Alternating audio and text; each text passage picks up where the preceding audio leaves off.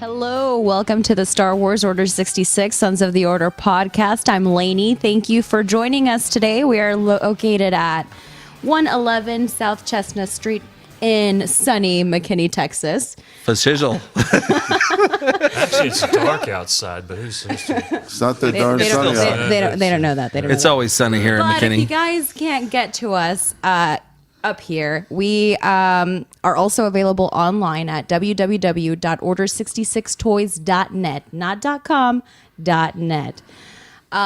So for today, I think we'll start off just introducing ourselves just a little bit more. Once again, I'm Lainey. This is my friend Jeff. I'm Jeff. I'm James speaking with his voice. This is Chuck. It's my brother Daryl. And I'm Joey on the audio board. Hare Krishna. Hey guys, welcome to episode number 2 of the Star Wars podcast. It certainly is episode 2. Starting out that way. We're off to a great start here, folks. When last we looked, we were talking about the origin of Order 66. But I think we need to talk about what motivates us to be here as far as what attracts us to Star Wars so much that we run an all Star Wars store, the only one in the nation. I do it for the babes. Fame and fortune. Fame and fortune. That's what I do it for, fortune and glory. Yeah. I just like chicks in uniforms. Wow. Why do we do it? Why do we do it? Why do you do it, Jeff? Why did you start? What gets you going every day? Well, wait a let's minute, say, let's rephrase that. I was retired, unemployed, Yeah.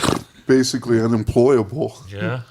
And, woke up one morning, took my... With the wine took glass my- in your hand. woke up with a wine glass in my hand. Whose wine? What wine?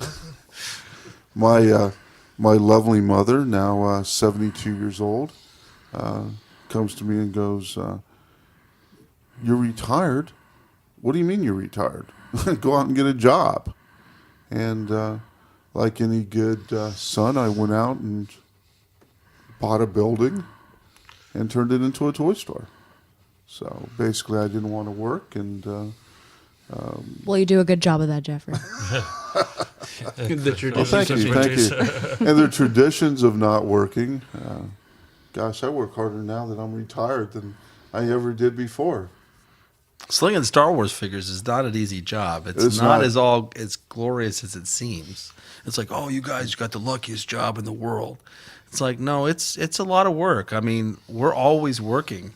I'm always either selling stuff or buying stuff or buying very stuff true. to sell or selling stuff to buy or trading stuff. I mean, it never ends. It's people are always asking, can I come to work here, and how do you get a job here? The answer is no. Well, this is I hate to say this, but the group of people that we have here is it's a family, and it's just they all came together one way or another, strangest situations, but it's truly a family, and we just love it. Like Kneecap's family, or is it like, close knit? Like inbred. Yep. No, it is very family atmosphere. We do have a really good core fan and buyer base around in the North Texas area, but we have people coming from all over the place strangely to visit enough. Order 66 Toys. I And mean, this was- overseas, all over the U.S. This was even before the comic book Star Wars #1 hit. Well, it's only been 2 weeks for the comic book, so I mean, there's 4 years of Star Wars awesomeness that's been going on over here. I think we need to give a shout out to one of our good friends from the store, Josh Venable. Josh actually was the Josh from the Adventure Club. I think it was 102.1 here in Dallas, Texas. The Edge. Had his The Edge. That's right. had his own radio broadcast, and actually went to Tulsa, Oklahoma, to be the program director up there. But I have to give Josh absolute kudos for everything that he's done for the store. He did a video blog, I guess is what you would call it. A walkthrough. A walkthrough on his cell phone, strangely enough, videotaping himself in the store, and that darn thing's probably had 100,000 hits. I think And that's how my son discovered this store, was through that video. Anybody that can't make it out to the store or wants to get a good feel of what the store is like, all they need to go on to is our website, and they can actually view the video. And what That's exactly? is it? www.order66toys.net. And www.order66toys.net. Insert Dynamite drop in, shame- Laney. Yeah, there you go. Insert shameless plug. But yeah, I can attest to the family atmosphere of the store, even when I'm just like a degenerate and just in the early days, just coming by and not spending any money, just hanging out and seeing what's So wait, around. what's changed? Yeah, not much. Okay, all right. But on occasion, I would bring my little ones along, and I'm freaking out because they're running around wanting to touch everything, grab everything, and I don't want them to break something. But Jeff, Josh, nobody's batting an eye. They love the kids running around.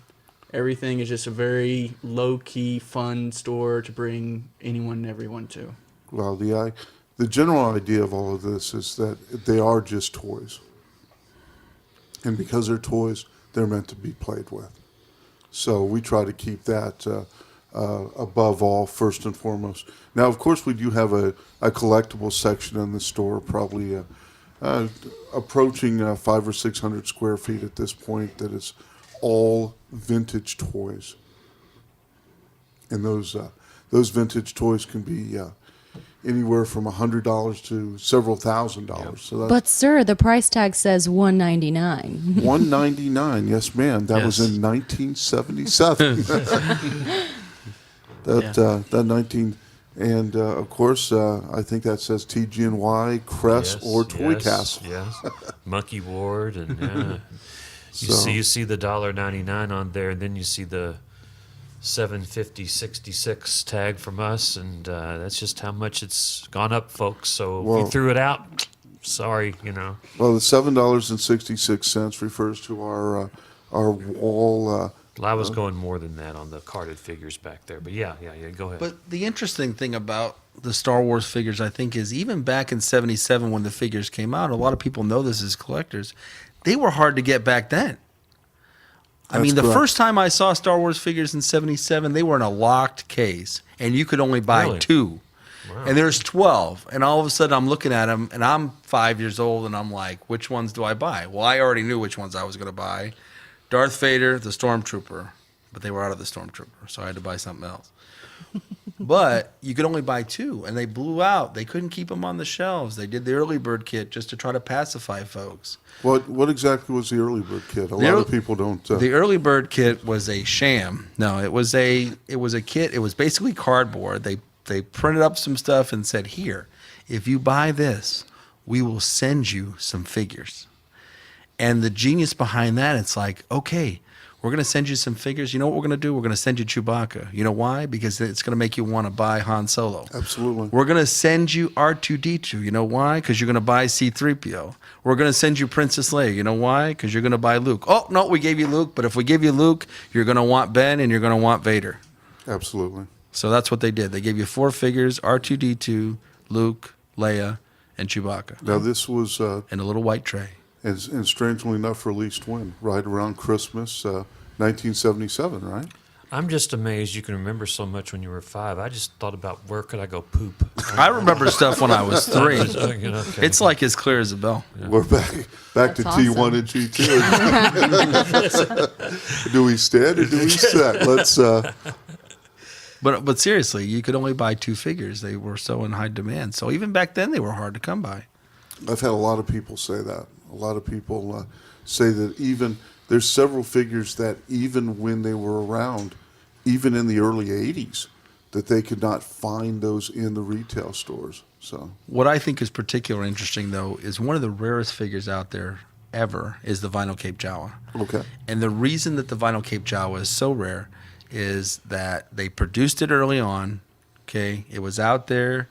Nobody wanted it. well, it was one of the original 12, right? It was one of the original 12, but nobody wanted it because they were complaining. Since all the other characters had vinyl capes, Leia had a vinyl cape, the Tusken Raider had a vinyl cape, Obi-Wan had a vinyl Vader. cape, Vader had a vinyl cape. Absolutely. But somehow it caused this massive controversy that the Jawa had a vinyl cape. Well, he was half the size. Poor little guy. So there was a huge quality issue. So what do? They pull them off the shelves, and then they throw on a cloth thing, and it makes it one of the rarest figures. But what I think is really interesting about that story is the guy that came in here sporting a carded vinyl cape Jawa on the card still. That's right. He had gotten it as a free promo during At a a movie filming, theater. a Oh, I refilming of remember Star him. Wars. I remember him. Yes. And he said that there was 3 or 4 of them sitting in the vinyl cape Jawas sitting in that thing because nobody wanted it. They all took the other ones. He was one of the last people to get one. So he ended up him. getting stuck with the vinyl cape Jawa. What Isn't a that lucky terrible? guy. Isn't that amazing? That is awesome. Oh no, we've had that same type of scenario all the way through the history of Star Wars. So I've Even asked this gentleman because I have my flux capacitor sitting outside. I've asked him what time and where was that because I'm going to go back there and get those other 4. that's awesome. That's awesome. And But if we you know- believe that. As we know from the Big Bang Theory, that it's time that moves, not us in time. Oh God, Jeffrey. When you see beyond yourself, then you may find peace of mind is waiting there. Are we getting to be hippie-ish or what? Okay. We already did the Hare Krishna No, the thing. Hare Krishna. Yeah, Oh, we no, already they, did. but the public didn't hear that though, unfortunately. So, well, By the way, if you want good veggie food, that's the place to go. Is the Hare Krishna Temple in Dallas? It's delicious. Just thought I'd plug them. Hare Krishna. Wow. wow, what an unusual Okay, segment so- this is going to be.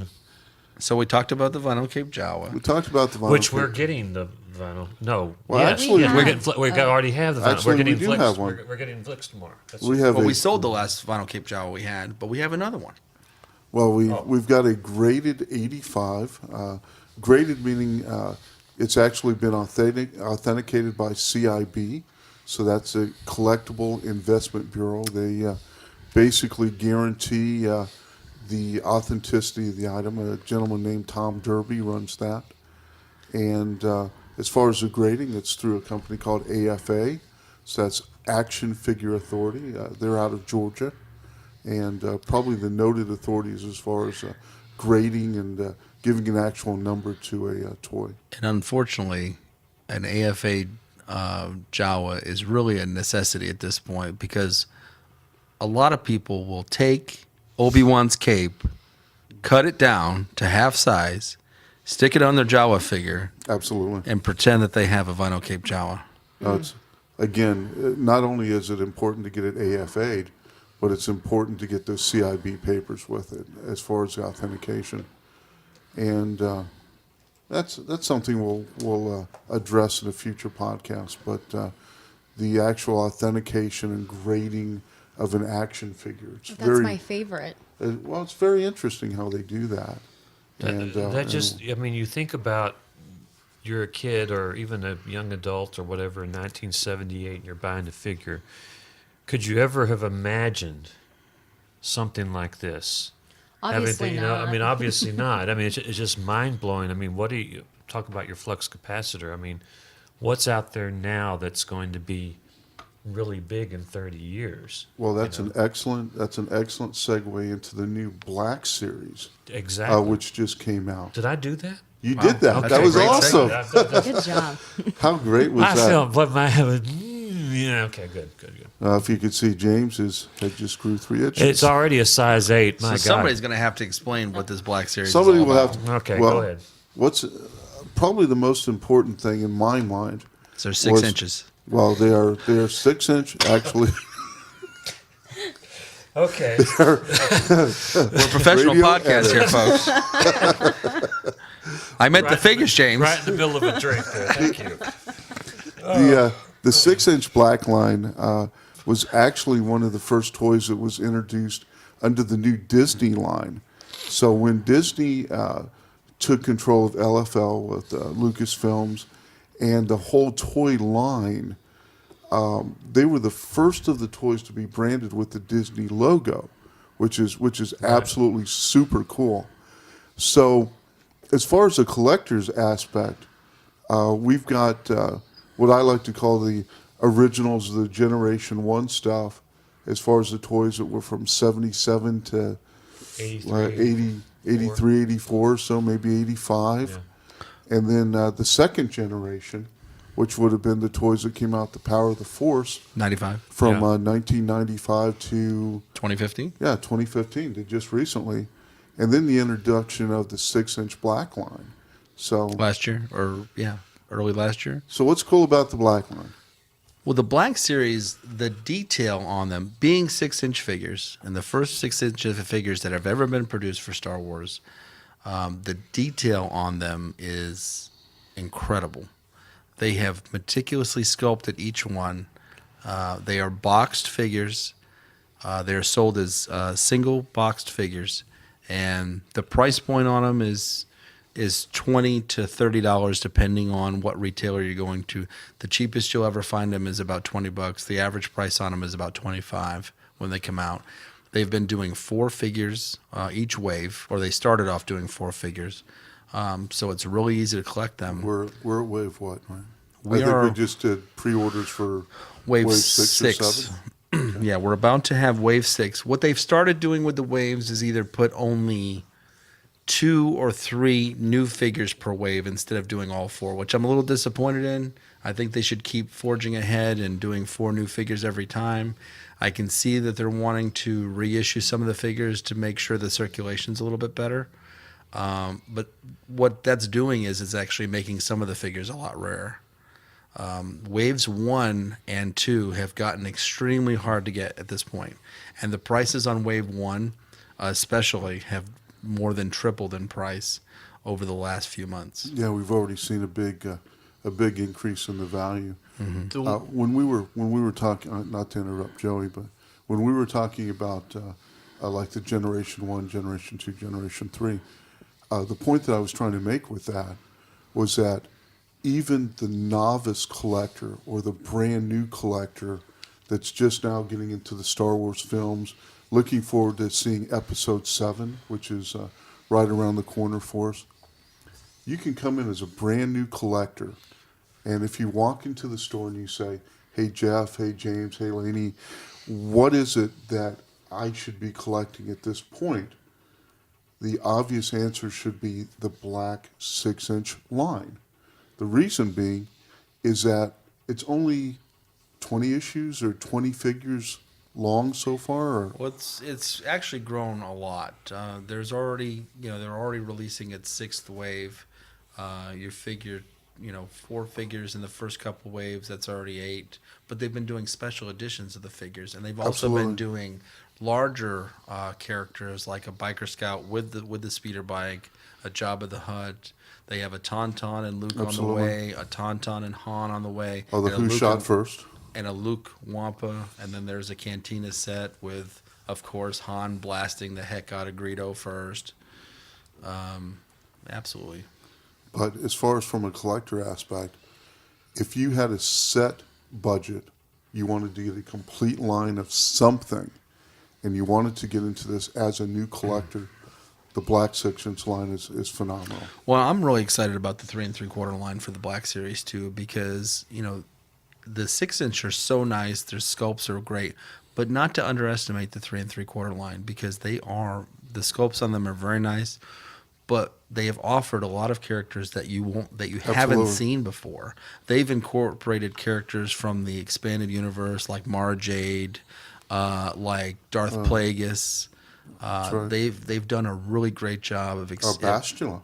Bachelor Sean. Bastila Yes. Sean. They've done a great job of doing a complete universe take on the series, and they're encapsulating not only the 6 films, but also they're rolling it into like the Rebel series and the expanded universe. So I think that line is not to be underestimated either. Yeah, I think I will always have a soft spot in my heart for 3 3/4 inch because that's what the standard has always been. I think the 6-inch line is really cool.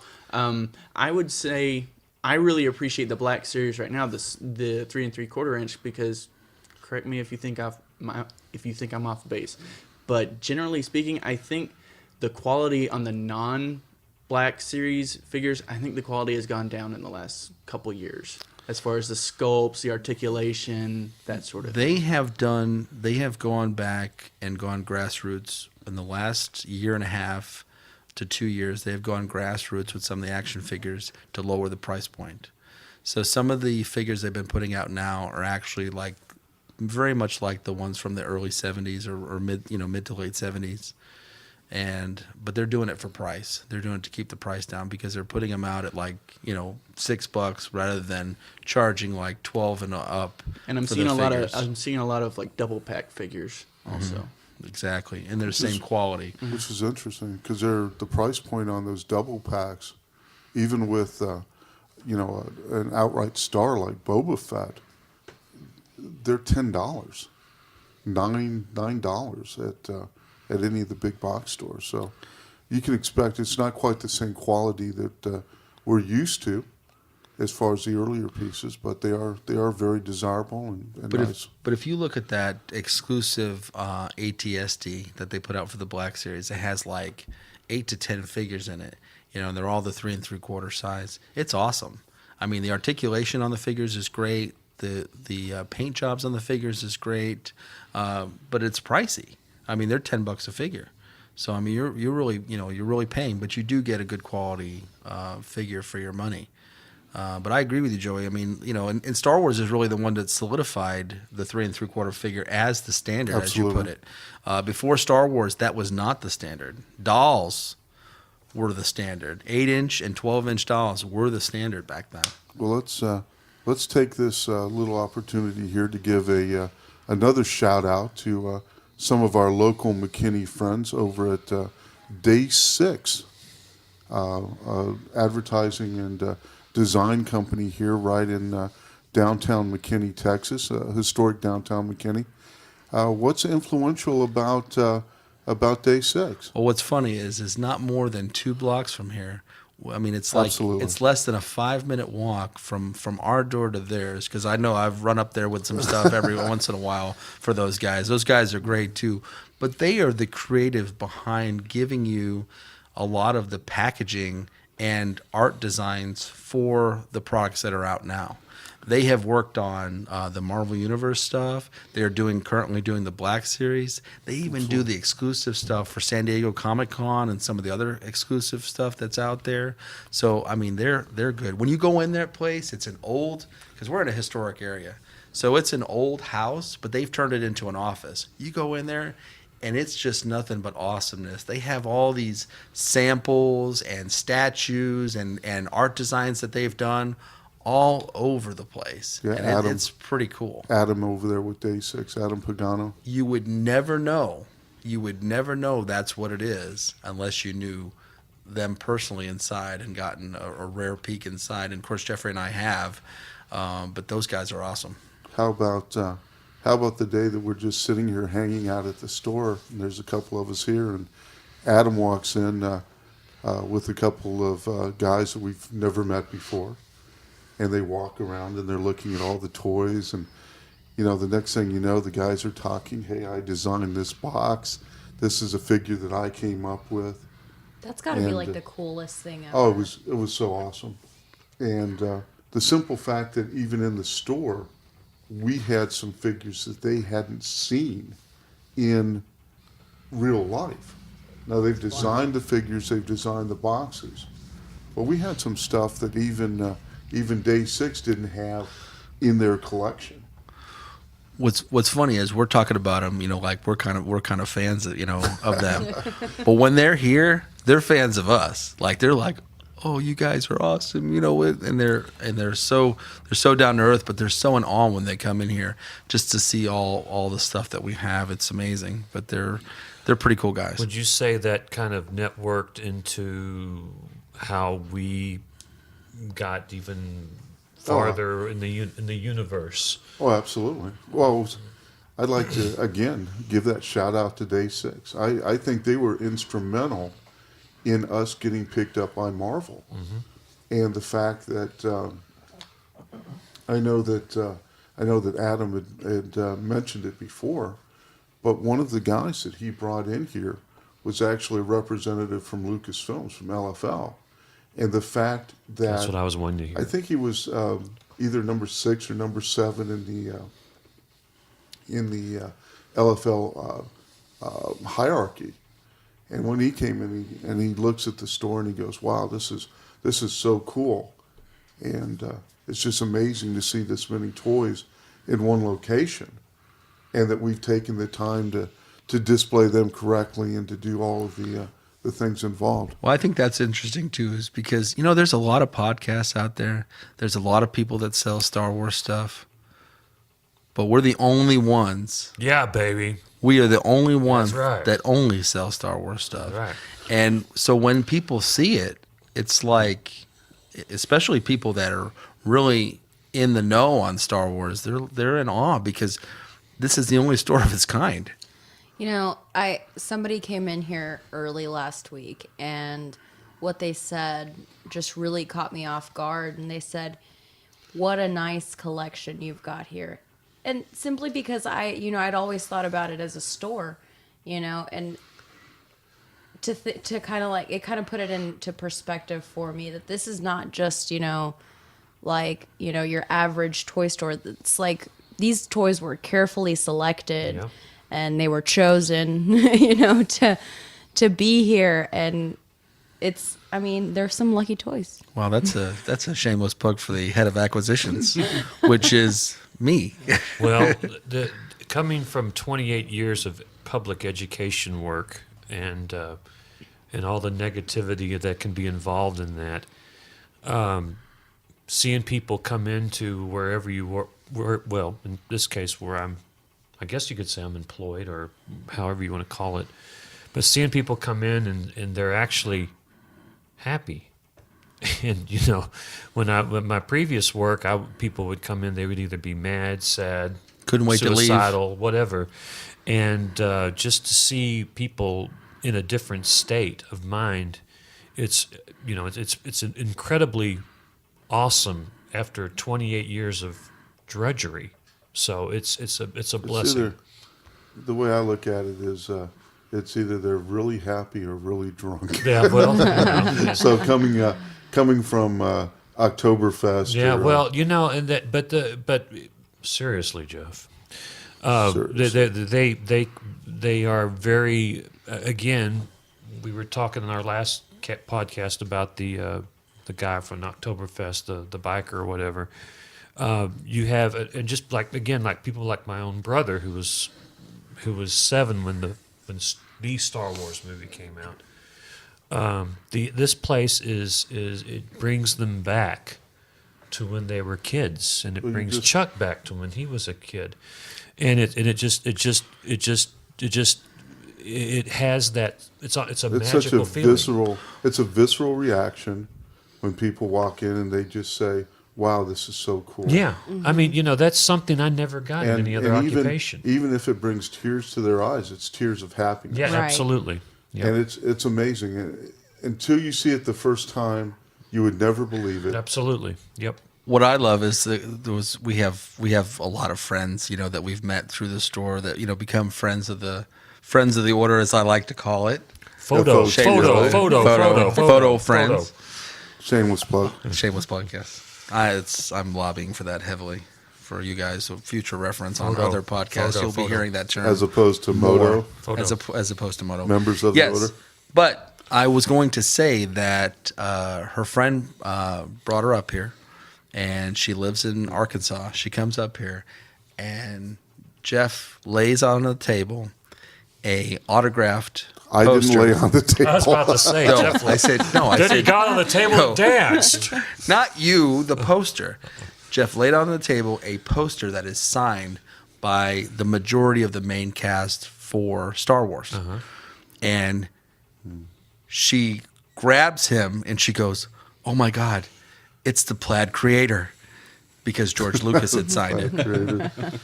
And she was in complete awe. I mean, it was almost like, George Lucas was the Messiah to her. Yeah, and he for is. her to see that he had signed that piece, though she ended up purchasing it. She wrangled her husband down here as a member of the 501st Stormtrooper unit. And she wrangled him down here like that weekend to purchase the poster. But their reaction, that initial reaction she had to seeing that piece was just priceless.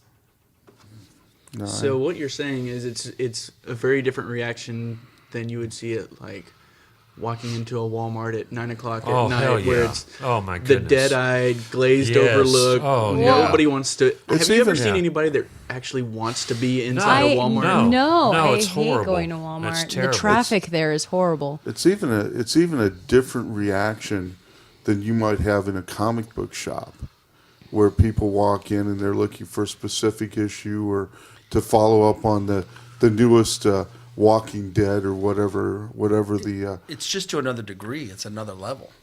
Well, I just know that the first time I caught wind of Did it the smell? store, No, okay. indeed, it was the old location after all. They were repairing the sewer out front, I'm sure. in the original store location, I mean, one of my friends, they know that I'm a Star Wars nerd, and she came up to me and said, "Oh yeah, down on the McKinney Square, there's a toy store, and all they have in there is Star Wars." And I thought she was full of crap because I was like, "Who? How would you have a store with Who's nothing crazy enough but to do Star Wars that? in it?" And so the next day, I come walking in, I meet Jeff for the first time. I'm just kind of in awe of just, I don't know, just Of me. just the guts to have a store with devoted singularly to one thing like that. And every time I've come back, the inventory is different. Yes. The layout is different. Yes. It's in a Yes. constant state Yes. of change, just with things cycling in and out, and it's Like crazy. Chameleon. That is Oh, so no, true. I- No, that's very true. That's the way I saw it too, Joey. It's everything went before I invested and before I got involved in this. Is that every time I would come in here every couple of weeks because I live in Rockwall, the dirty R. Okay, Dirty R. dirty I don't know, dirty South, whatever, dirty. But the thing is every time I would come into the store, like you were just saying, Joey, with my son, it changed. Every time I'd come in here, it would change. It was amazing. Well, James, there's a reason for that. Oh no, we always believed that, and this is kind of my personal belief, that a store is, if you give it the opportunity to grow, it's almost like raising a child, or it's a living, breathing entity of some sort. And if you allow it to belong to become everything that it can, Yeah. it's a cool thing. Yeah. And we would pick up a new collection. We would pick up huge collections and have no place to put them. So we'd have to get more shelving, or we'd Yep. have to change Yep. something around. Yep. And luckily, members of the crew here are experts in doing that. Yep. Between Chuck and my son, that both have worked or do work at, still work at in the big box stores. Right. They have the expertise to know how to market things, That's how to right. put it out, and how to make the store look like. Well, that's what I was about to say. Josh and I have a huge retail background. And the thing that's really transcended from that for the store is that we really take that knowledge and apply it to here, but are not bound by the corporate strategy as far as merchandising. It is absolutely amazing that we talked for the last 35 minutes, and I don't even feel like I've talked for 1 second. It just went that quick. Yeah, because Chuck did all the talk. Well, guys, Why, thank you, James. we're coming to the end of what we'll call episode 2. Lady, Attack of would the you Clones? like- Attack of the Kiwi. Clowns is more like it. I think we're going to give our we're going to initiate a new sign-off procedure here for the podcast. So let's bring Lainey back on, and Hi, Lainey. Hi. Lainey's still with us, folks. We didn't lose her. So why don't you go ahead and sign off for us there? Thank you so much for joining us, folks. We are Sons of the Order. I'm Lainey. James speaking with his voice. Chuck. And I'm Jeff. Joey on sound. Thank you so much. Have a good night, and may the Force be with you. And also with you. Hare Krishna.